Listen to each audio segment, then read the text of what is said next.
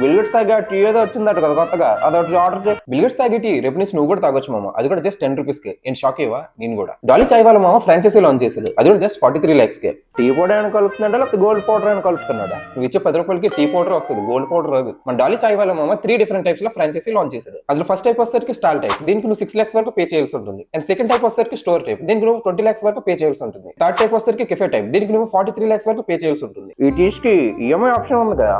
ఉంటాయి ఈఎంఐ కట్టే మొహం ఇది. ఇన్కమ్ 80,000 నుంచి 1 lakh వరకు ఎర్న్ చేసే పాసిబిలిటీ ఉంది. అవన్నీ నమ్మమంటే నా మొక్కలో నువ్వు కూడా కన్నాలు వేసుకోవాలి. ముందు ఆ నోట్లది నా మొక్క మీద వస్తున్నావు, పక్కన సర్లే ఏదో తొలిపోయింది.